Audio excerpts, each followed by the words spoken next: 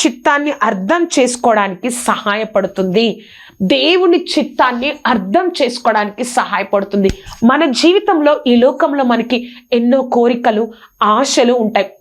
నేను ఇది సాధించాలి, నేను ఈ స్థితిలో ఉండాలి, నేను ఈ విధంగా ఉండాలి అన్న ఆశలు, కోరికలు మన జీవితంలో చాలా ఉంటాయి.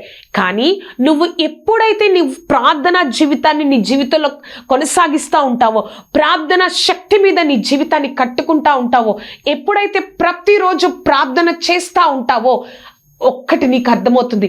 నా ఇష్టాల కన్నా, నా కోరికల కన్నా, నా యొక్క తలంపుల కన్నా దేవుని యొక్క ఇష్టాలు, కోరికలు, తలంపులు నా ఎడల బహు గొప్పగా ఉన్నాయి కదా, ఇవన్నీ వ్యర్థము, ఆయన చిత్తానికి నా యొక్క జీవితాన్ని అప్పగిస్తాను అన్న స్థితికి నీ జీవితం వచ్చేస్తుంది. అయ్యో నేను ఇదే కోరుకున్నానే, ఇక్కడెక్కడ కోరుకుంటున్నానే, నా దేవుడు నా జీవితాన్ని ఇంత గొప్పగా చూస్తున్నాడే అని అనుకునే స్థితికి నువ్వు నేను వస్తాం. ఎప్పుడో తెలుసా?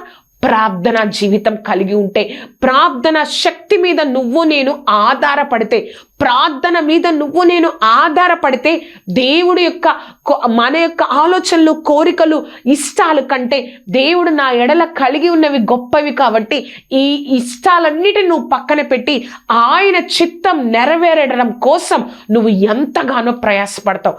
అదే దేవుడు కోరుకుంటున్నారు. ఒక వాక్యాన్ని మనం చూద్దామండి. మొదటి యోహాను 5వ అధ్యాయము 14వ వచనం. మొదటి యోహాను 5వ అధ్యాయము 14వ వచనం. ఆయన చిత్తానుసారంగా మనం ఏదైనాను అడిగిన ఎడల ఆయన మన మనవి ఆలకించునన్నదే మనకున్న ధైర్యము. ఒకసారి చదువుదామండి. మొదటి యోహాను 5:14. ఆయన చిత్తానుసారంగా మనం ఏదైనాను అడిగిన ఎడల ఆయన మన మనవి ఆలకించునన్నదే మనకున్న ధైర్యము కదే.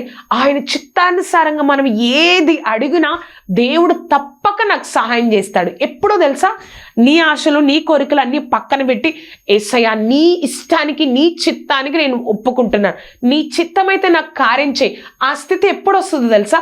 నువ్వు నేను ఎక్కువగా ప్రార్థనలో ఉన్నప్పుడు మాత్రమే, నువ్వు నేను ఎక్కువగా ప్రార్థన శక్తి మీద ఆధారపడినప్పుడు మాత్రమే మనము మన యొక్క చిత్తం కాదు, ఆయన చిత్తం నా జీవితంలో గొప్పది, నేను దాని మీద ఆధారపడాలి అన్న ఆలోచన మనం కలిగి ఉంటాం. ఇంత గొప్ప ప్రార్థనా శక్తిని మనం విడిచిపెట్టేస్తున్నామండి.